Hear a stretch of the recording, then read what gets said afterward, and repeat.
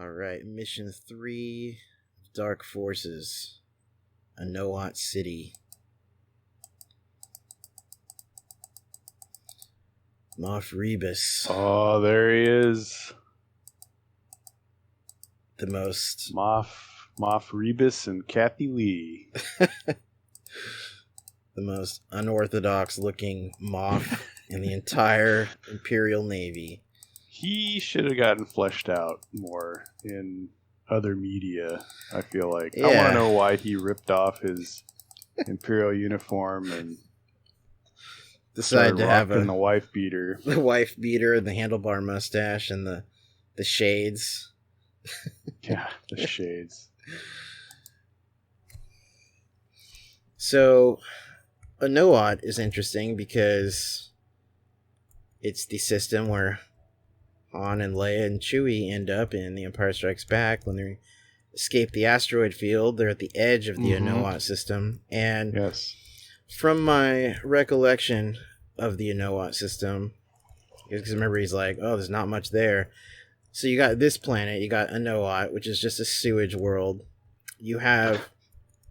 I think because in Star Wars the planets only have one environment. Right. And then you also have in the system, I think, the planet Gentes, Gentes, which is the Ugnaught homeworld, and I think that's just a kind of a dry, barren planet. And then you have Daer, which is that kind of watery planet that Kip Duran was born on before the Empire took him and his brother. Oh, Kip Duran. Yeah. Thank you, Kevin J. Anderson. Kip Duran. The OG Kylo Ren. Yeah. The Sun Crusher was kind of an interesting... Cool concept. Weapon. Yeah, I like the concept. Yeah. OG Star Killer. Yeah.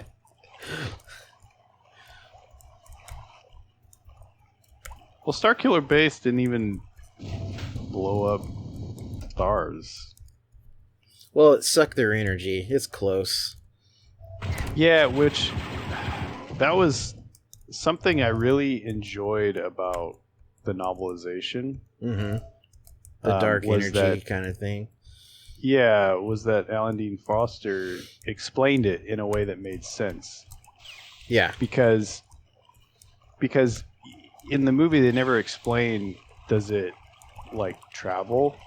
Right. Can it get around, or is it just like a fixed weapon? Right. That can't move. And so is it if it drains all the energy from its star, is it like a one and done? Right. Or it's got a limited supply. Because, it's still shooting through hyperspace, which is the weapon. That's what makes the weapon exceptionally special. So, it is this weird thing. And, the novelization, that's probably the only thing in the novelization that stands out to me, having not read it in 5 years. It was another dry novelization. Courtesy of Alan Dean Foster. It was decent. Nothing. It's interesting that it didn't like go any further into anything really. Like a lot of novelizations for movies in general, and even in Star Wars movies, they'll add extra scenes, behind the scenes stuff that you don't necessarily see in the movie. Yeah, it may only be implied. Yeah, there was the scene where we see how Poe got off of Jakku. Yeah. So there was that, and which I don't think was ever filmed, but it was just expanded on in that. And then that was just one of the few things. But yeah, you're right. It was usually the the incentive to even read the novelization for a movie is for extra stuff. Extra lore, extra scenes, explanations. We didn't get that in that novelization. No. And might be kind of the reason I still haven't read The Last Jedi and Rise of Skywalker novelizations. Yeah, I know. In the case of Last Jedi, there was a lot more added because they kind of advertised that. They said expanded edition, which is not Del Rey, but Disney Lucasfilm Press. That was kind of their way of saying that there's going to be more content in this book than what was in the movie. They also advertised Solo that way, the novelization, saying expanded edition, and there was some extra scenes that were really cool. But yeah,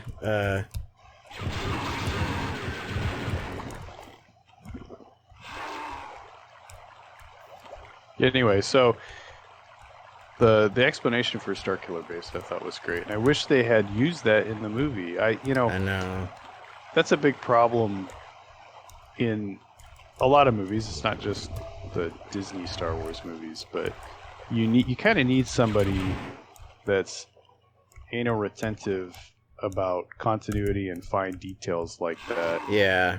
To make a world work. Yep. And they just didn't have that. It kind of goes with the whole hyperspace problem thing that Disney has with ships entering and exiting hyperspace within gravity wells and atmosphere of planets. Yeah. Not supposed to be able to do that. No. And that's probably my biggest nitpick, and it's a small one, but it's the ground rules were laid out right by Han Solo in A New Hope. Mm-hmm. And it didn't take a lot of time or film to do that too. Right. It was just, and it also didn't take them a lot of time or film to screw it up either. It just wasn't necessary. Or if you do it, you just have to have an explanation. I mean, thank the core that at least the visual guide to Rise of Skywalker said that Chewie modified the hyperdrive engine to allow that, but that's just the Falcon. We've also now recently seen it in the upper atmosphere in the latest Mandalorian episode. Yeah, which it's funny because up until then I would just use that fact, the hyperspace discrepancy, as ammunition to shit on Disney and what they've done. Yeah. You know?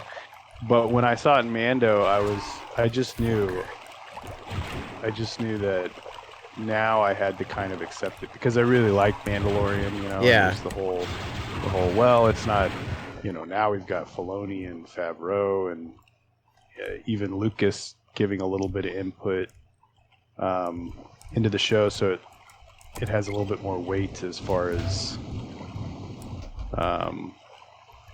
its place in the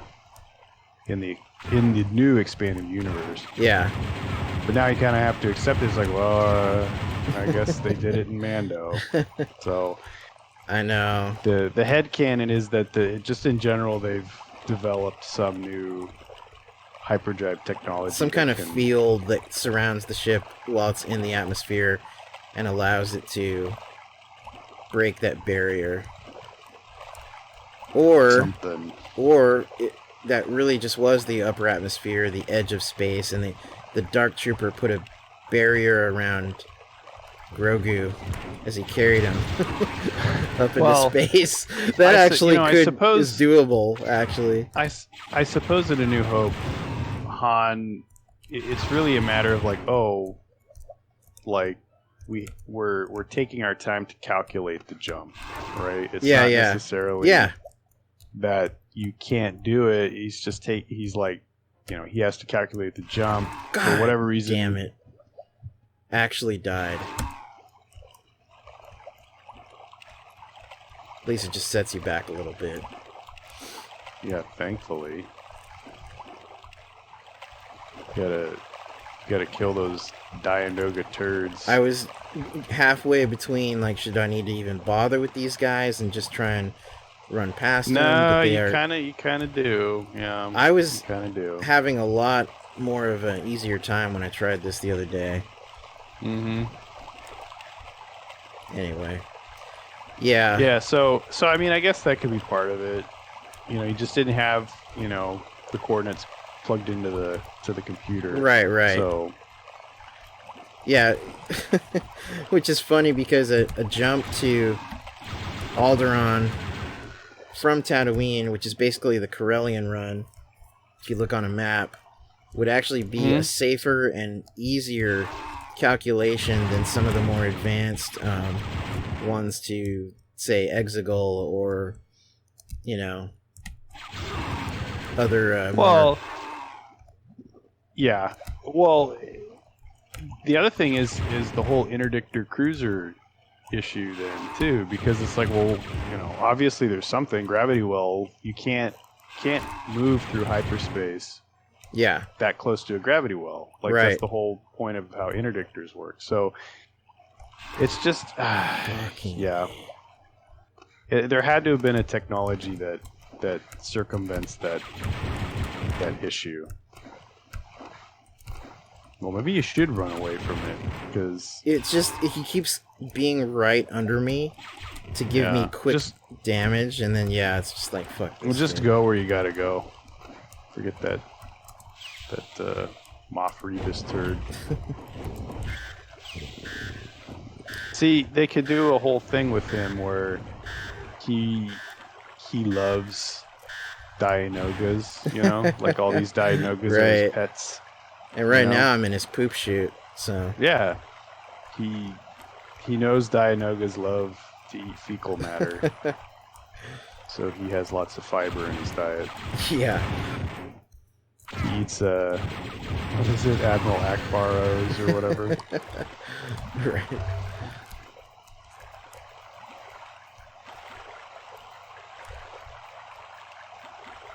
I still think that the Robot Chicken Star Wars stuff is the funniest Star Wars parodies. Oh yeah, easily. It makes me laugh like no other Star Wars parody does, because they're obviously hardcore fans, and they put those hardcore fan things that only fans would know or laugh at. Yeah.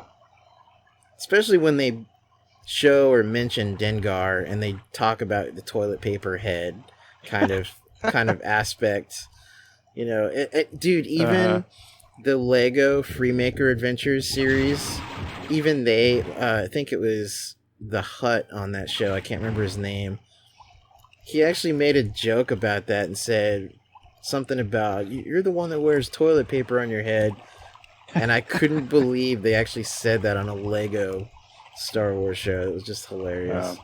Blue humor. Okay. That's what they need. That's what Lucasfilm needs for their movies and stuff. They need some hardcore fan that's super anal about how the universe works and continuity and or all that stuff. Give Pablo Hidalgo more of a supervisory role instead of just having him kind of be on the set, clean up the mess. Clean up the mess. Actually let him kind of guide some of the stuff, like, because he knows the ins and outs like we do from a fan perspective, and that's why his guides are so good at putting those little Easter eggs in. Yeah. Okay, there's the poop chute again. Let's see if there's something over here. Oh, bastard. Okay, nothing that way. Guess I gotta go through it again.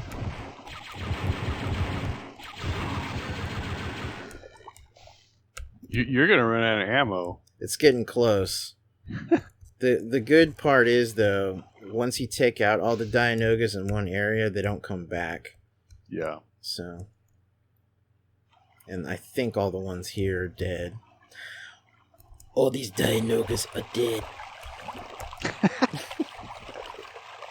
Love Tamora Morrison. So good. Is there a bastard? They're dead. Can't believe that turd. Alright, whatever. I was so happy. Is he following me? At the end of... Probably. Oh, I hear him. Yeah. He's going to get you. I was so happy at the end of Ep6. Right? Ep6? That's what we're on? Of Mando? Let's see. Yeah, I think so. Yeah. I was so happy at the end when, he's like, oh no, we're in your debt. We gotta help you out. So it's not like just a one and done type thing. Yeah, for sure. Now, I hope they don't do something silly like kill him or something, and then that's it. Don't pull Lucas. Yeah. You just brought him back after 37 years. In the canon, at least. Well, that's the thing.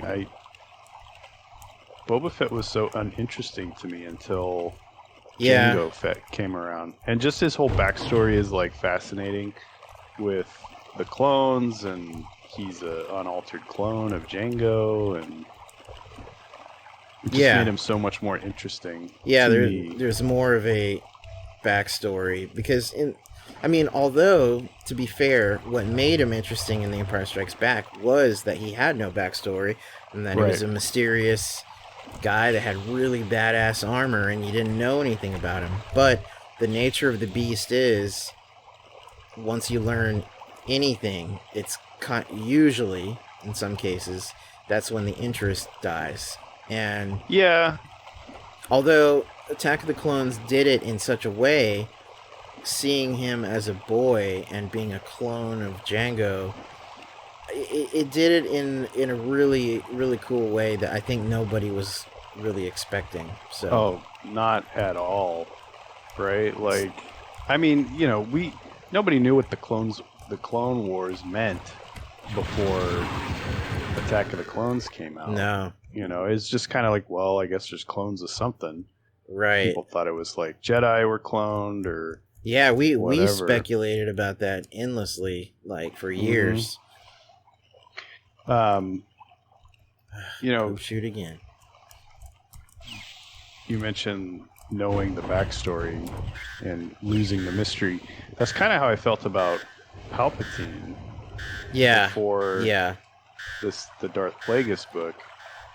And I know it's not like canon now, but still read it after the fact. Yeah. And it was still like fascinating to see Palpatine's, origin and stuff. I kind of wanted to keep it a mystery because it sort of adds to his mythos. His mythos and his power level, Yeah. You don't know how powerful he is, really. Yeah, because also seeing him as a teenager or in his 20s, and he's, as far as the Force and fighting, he's weak, and Plagueis is, like, browbeating him, and stuff like that. It definitely changes your perception of the character. Yeah. He's not all-powerful. Right. Although I will say, when he the comments made by Palpatine's father about how he always hated him and he always knew he was evil or whatever, I was like, oh, this is like the Omen. I know, right? Damien. Where's the Rottweilers? Yeah, right. Were they Rottweilers or were they Dobermans? They were Rottweilers, I remember, and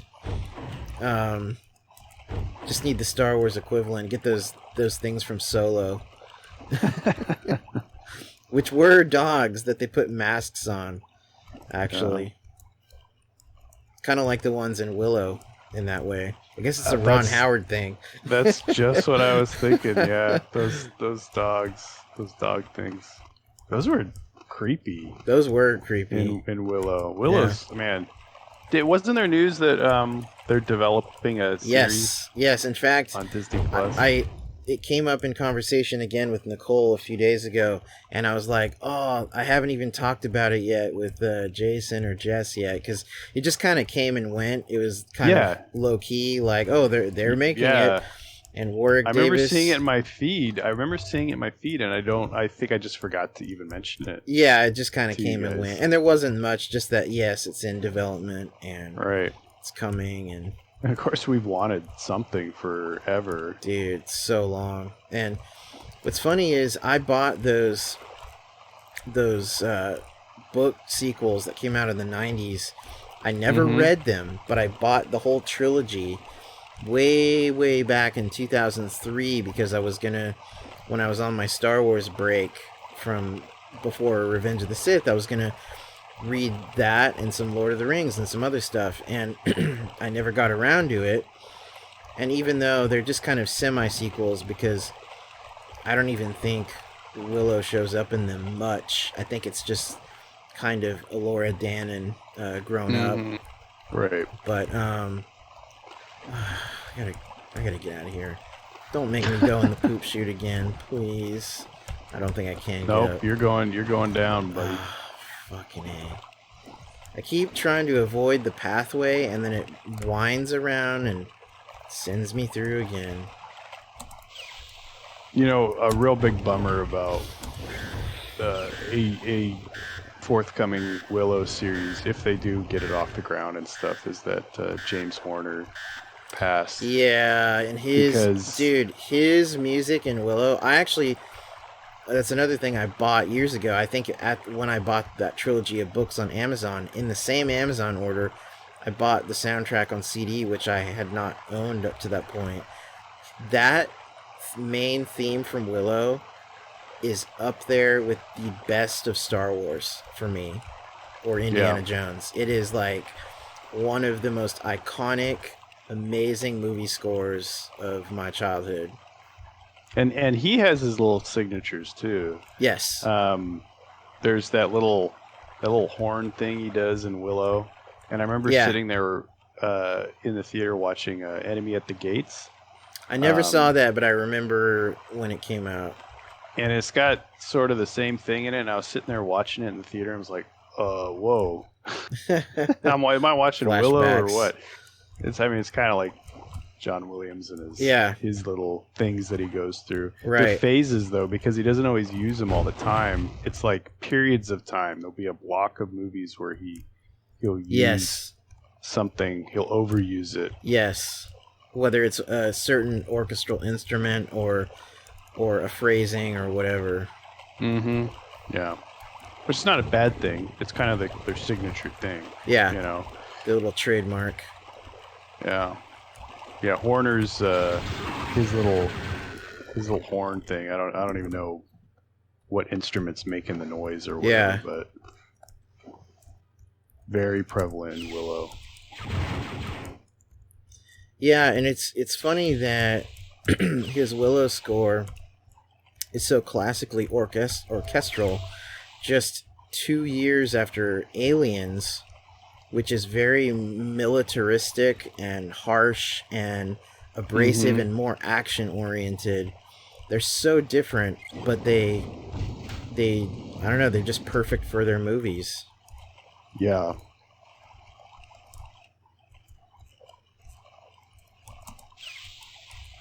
And speaking of aliens and music, John Williams, every time in Revenge of the Sith, when Grievous gets on his wheel bike in the Utapau battle, that is John Williams. I don't know if he did it on purpose, but he's channeling the Alien score because it has that big steel kind of percussion that sounds exactly, if you look at it side by side, oh my god, the poop chute again. If you look at it side by side with the music when the ATV or whatever that wheeled vehicle was in Aliens, when Ripley takes the controls and she's driving towards the Marines to pick them up, that is almost the same music as when Grievous gets on his wheel bike. I'm gonna have to. You got it side by side. It's really ever since then, I can't unhear that when I see Revenge of the Sith. Yeah, it's just like, oh, it's Aliens. And again, it's mostly just that big kind of steel percussion. It was kind of a trope that Aliens started and then other movies started doing through the 90s and stuff. And what's funny about Aliens, I saw this, I was watching my Blu-ray with the commentary, or one of the behind-the-scenes things a few years ago, because I got the quadrilogy Blu-ray set. James Horner did that score really fast. He wrote it in something like less than a month. He had like no time to work on it, and he cranked it out super fast. And he was like not even sleeping during some of the recording and stuff. So the fact that it turned out as well as it did is just amazing. Always amazes me what composers can do, or just in general anybody writing music. Just that whole thing is so not. My brain is not adapted for that at all. Yeah. I'm just gonna do the same thing again, aren't I? I don't know. Yep.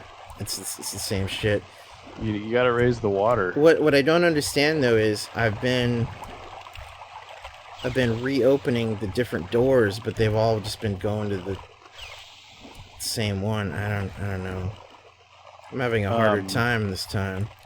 Yeah, it's because we're talking about James Horner and stuff. Hyperspace problems. J.J. Abrams just throwing everything out the window and hoping it sticks.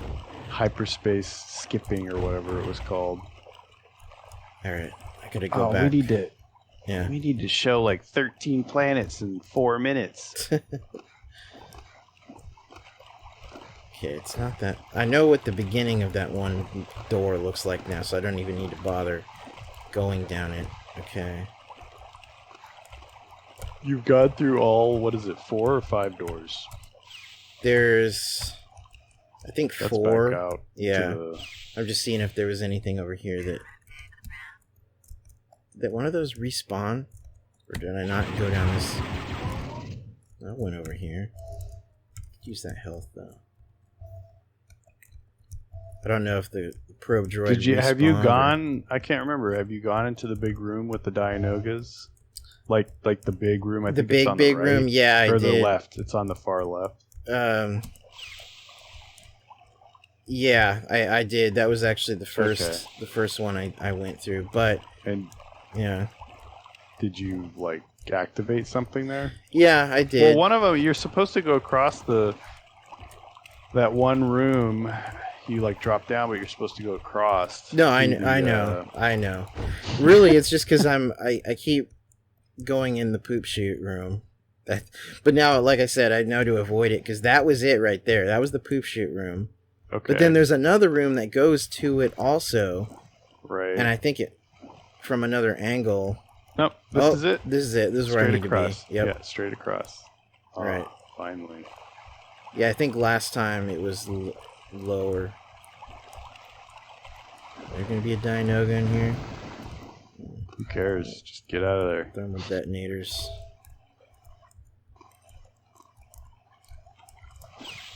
You'll get some more chucked at you by some grands. Yeah. Oh, no battery power. Fuel.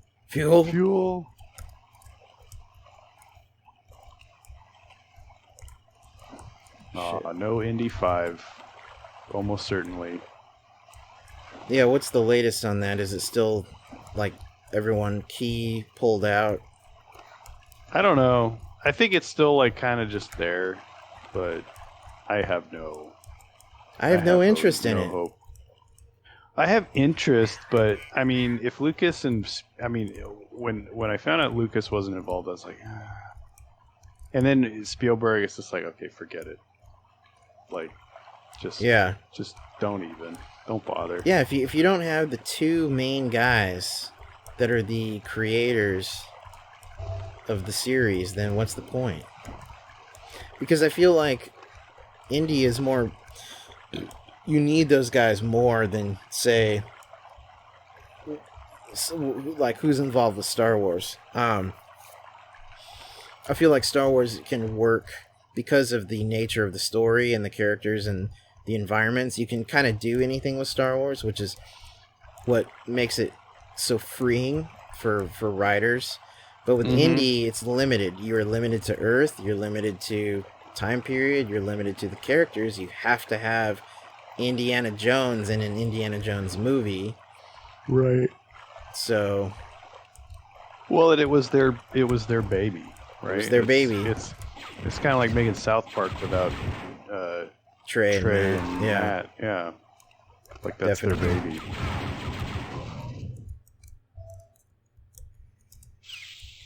Oh, so that's where this goes. Okay.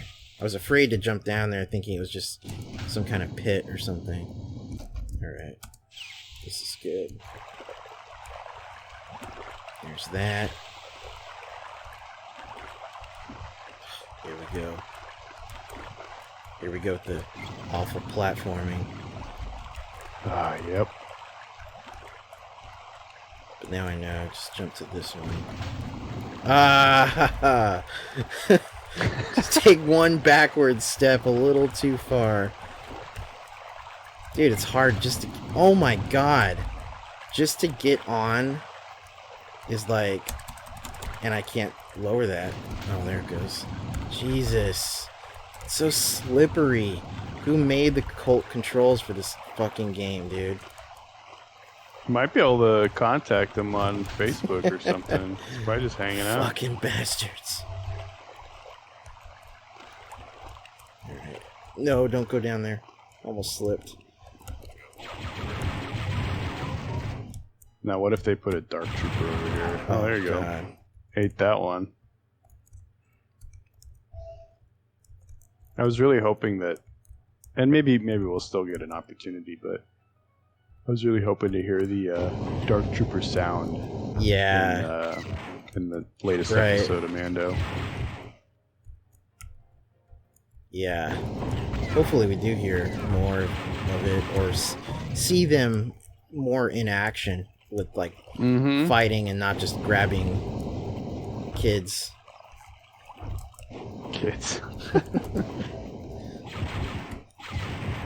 Alright, I'm approaching Moff Rebus's inner sanctum. It's a grandiose way to describe it. I think that's what I call my bedroom. That's what I call my bathroom. Much like Moff Gideon or Moff Rebus. Man, I always want to say Moff Gideon now. Anytime when I say Moff. I know.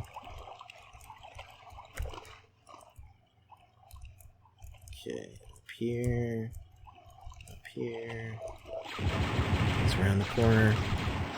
Dude, once again, that little bastard can go through the edge of the wall. Mm-hmm. There he is. Look at that. Getting a haircut down in the I know. Chute. Yeah, it's a total, like, haircutting chair. It's got a swivel and... It's Art Bell. It is. It's basically Art Bell. Circa 1996. He's in his bunker. He's in his prefab home down in the sewers. East of Coruscant, you're on the air. All right, Anoat City is finished, and on to the next mission. Thank the maker.